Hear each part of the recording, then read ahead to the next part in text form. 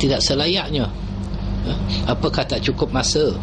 Apakah tidak cukup waktu untuk kita berhubung dengan dunia luar dengan waktu yang terluang pada siang tadi, waktu yang terluang di pejabat kita, waktu terluang di rumah kita, sehingga membawa kepada waktu yang untuk kita melakukan ubudiah kepada Allah Subhanahu Wa Taala di dalam rumah Allah Subhanahu Wa Taala yang tak lama mana, hanyalah seketika sahaja. Tetapi kita masih lagi tidak boleh mengawal nafsu kita seronok dengan dunia luar itu, dengan WhatsApp-nya, dengan SMS-nya, dengan chit-chat-nya dan sebagainya. Maka ini, dengan itu kita buat bacaan hadis Nabi SAW ini di tempat kita sendiri. Moga-moga Allah SWT juga memandang apa yang kita buat ini dengan penuh rahmat, kerana kita memuliakan hadis baginda Nabi SAW. Apabila kita menyebut cinta kepada baginda Nabi SAW, ini bukan disebut sebagai cinta biasa. Kerana cinta kepada baginda Nabi SAW bukanlah kita boleh nisbahkan seumpama kita mencintai seseorang yang lain. Kerana ini adalah satu ibadah yang paling agung, dan jalan untuk mendekatkan diri kita kepada Allah Subhanahu Wa Taala, qurbah. Asas yang penting dalam agama dan paksi penting dalam keimanan. Ini menunjukkan bahawa kita itu beriman apabila ada perasaan cinta kita kepada baginda Nabi SAW. Imam Abu Sulaiman Al-Khattabi mengatakan bahawa cinta kepada Rasulullah SAW itu bukanlah cinta biasa, seperti cinta kepada diri sendiri, tetapi adalah cinta yang diusahakan, ikhtiyari, yang wajib untuk kita mengusahakan diri kita itu sampai kepada tahap kita mencintai baginda Nabi SAW. Maka dengan itu, apabila untuk mencintai seseorang itu, kita perlu kenal kepada seseorang itu. Kita perlu tahu siapa orang yang nak kita cintai itu. Maka dibacakan sirah-sirah Nabi, dibacakan Syama'il Muhammadiyah untuk mengetahui bentuk tubuh baginda Nabi SAW, rambut Nabi SAW, jalan Nabi SAW, makan dan minum Nabi SAW, pergaulan Nabi, akhlak Nabi dan sebagainya.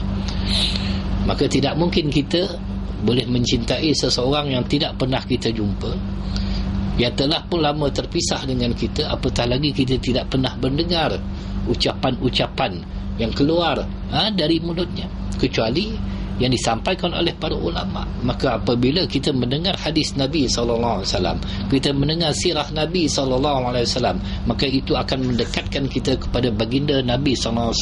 Kerana apabila setiap kali dibacakan hadis Nabi SAW, menjadi asbab kepada kita berselawat ke atas baginda Nabi SAW. Inilah ikhtiar yang kita lakukan, dan ikhtiar yang kita lakukan ini diharapkan Allah Subhanahu Wa Taala akan menyampaikan rasa mahabbah, rasa kasih, rasa cinta kita itu terbit dalam benak hati kita, sehingga kan kita menjadi rindu kepada baginda Nabi SAW. Sehingga kita nak tahu lagi tentang kisah-kisah baginda Nabi SAW, perjuangan Nabi SAW, khususiat mukjizat Nabi SAW, keunggulan Nabi SAW dan sebagainya. Baik. Maka untuk menghasilkan cinta kepada Nabi SAW yang melebihi cinta terhadap diri sendiri, seseorang itu hendaklah melakukan sesuatu yang dicintai oleh baginda Nabi SAW. Nak kita lakukan apa yang telah dicintai ataupun apa yang disukai oleh baginda Nabi SAW, sebagaimana yang dilakukan oleh para sahabat. Seumpama hanya labu saja, bukannya makan durian, makan mangga, makan limau, tak, tapi hanya makan labu saja menyebabkan ia menjadi makanan sunnah, di mana Nabi SAW suka makan labu, sehingga kan para sahabat ikut apa yang Nabi suka. Begitu sekali cinta sahabat kepada baginda Nabi SAW. Sekalipun perkara itu tidak kita sukai, Seperti mempertahankan baginda daripada serangan musuh, walaupun ia boleh memudaratkan diri kita. Maka wajib juga untuk kita mencintai Nabi SAW itu melebihi diri kita sendiri. Seumpama kita berjihad ke jalan Allah sebagaimana para sahabat yang mempertahankan baginda Nabi SAW daripada diserang oleh orang-orang kafir Quraisy, daripada dilakukan sesuatu yang tidak baik ke atas baginda Nabi SAW, dipertahankan nyawa dan harta mereka itu hanya untuk baginda Nabi SAW. Itu cinta sahabat kepada Nabi SAW.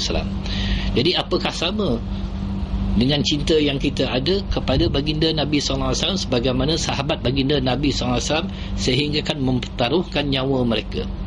Kita tidak sampai kepada tahap itu, tetapi apakah kita tidak boleh untuk sampai ke tahap itu jika kita benar-benar kenal kepada baginda Nabi SAW. Jadi para sahabat tak kisah walaupun diri mereka itu tercedera, terbunuh, dicerca, dimaki, dipulaukan, hanya untuk kepada baginda Nabi SAW mereka sanggup melakukan apa saja. Itu dikatakan cinta kepada Nabi SAW melebihi daripada cinta kepada diri sendiri.